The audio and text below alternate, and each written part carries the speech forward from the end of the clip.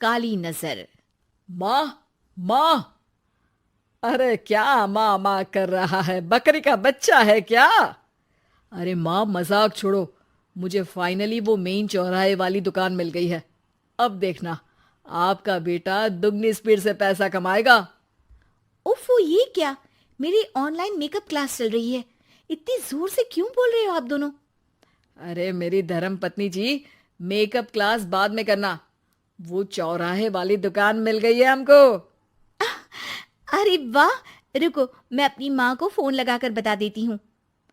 अरे मैं भी अपने रिश्तेदारों को बता देती हूँ। कितनी खुशी की बात है।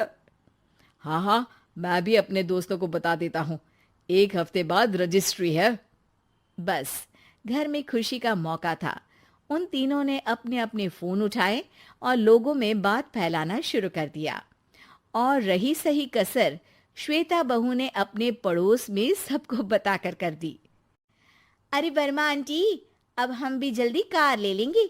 घर का रेनोवेशन होगा और ठाट से रहेंगे हम भी। अरे, ऐसा क्या हुआ? लॉटरी बाटरी लग गई है क्या?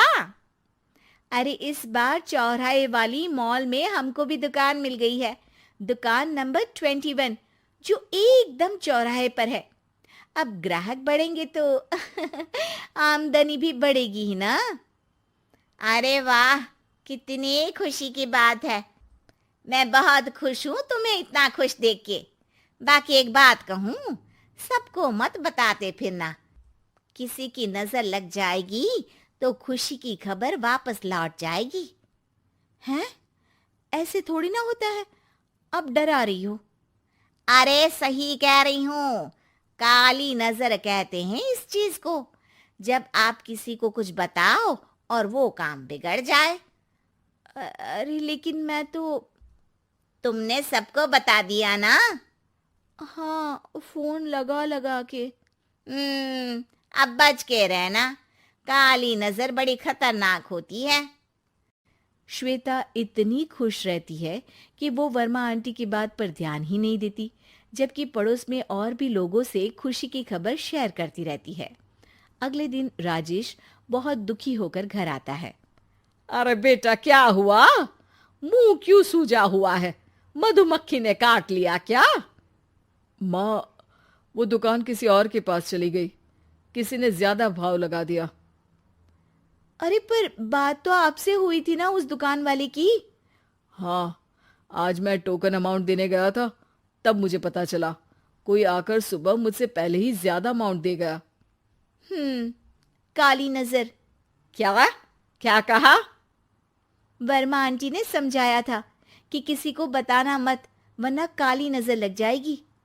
अच्छा, तुम्हें उनकी बात मान लेनी चाहिए थी।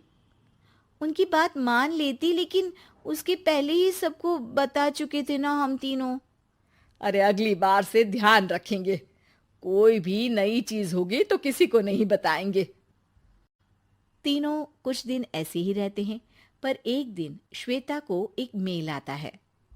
राजेश, मेरा ऑनलाइन मेकअप कोर्स कंप्लीट हो गया। अब मैं खुद का पार्लर खोल सकती हूँ। अरे वाह, अपने मोहल्ले में ही खोलते हैं। ये जो घर के सामने दुकान है ना, वहीं। हाँ, यहाँ सस्ती भी मिल जाएगी।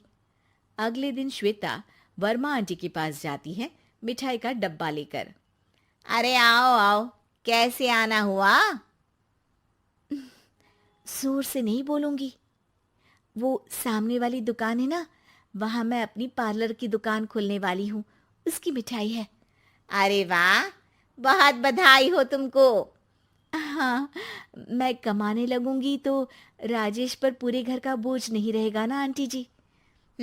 ये तो है।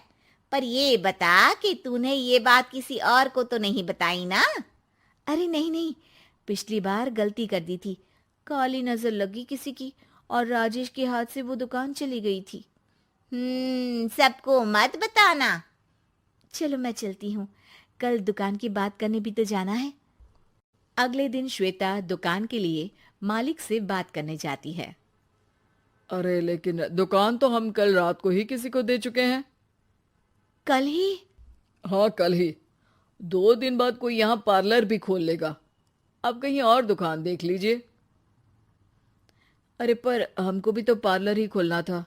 हाँ भाई, ये एक ही दुकान है, आधी आधी तो नहीं दे सकता ना मैं। राजेश और श्वेता घर पर हताश होकर आ जाते हैं। इस बार तो किसी को बताया भी नहीं था, अब किसकी काली नजर लग सकती है। सुनो, तुमने माँ को बताया था क्या?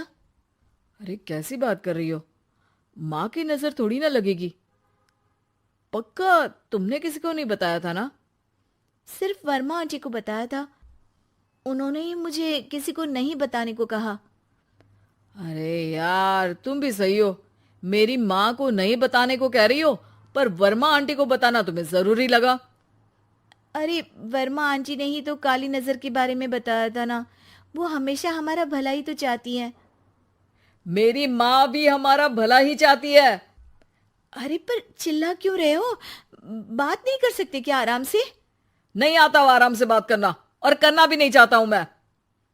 दुकान जाने का दुख गुस्से में बदल गया था और राजेश और श्वेता में बात बंद हो गई थी। 2 दिन बाद मोहल्ले में पार्लर का इनॉग्रेशन हुआ, जिसमें मोहल्ले के सभी लोगों को बुलाया गया, पर श्वेता, राजेश और माँ नहीं जाते। माँ, अंदर आ जाओ, क्या देख रही हो? अरे नया पार्लर देख रही हूं अपने आंगन से। देखो, माँ को दूसरे का सुख देखने में कितना मजा आ रहा है, मेरा दुख नहीं दिख रहा इन्हें। यह मेरा पार्लर भी तो हो सकता था। अरे चुप रहो यार, हर बात में लड़ाई क्यों ढूंढ रही हो? राजेश और श्वेता फिर बहस करने लगते थे। तभी माँ ने दोनों को बाहर बुलाया। अरे जरा देखो तो, दुकान चलाने वाले का बोर्ड पर नाम क्या लिखा है? श्रुति वर्मा। गाड़ी निकाले बेटा, हमें कहीं जाना है।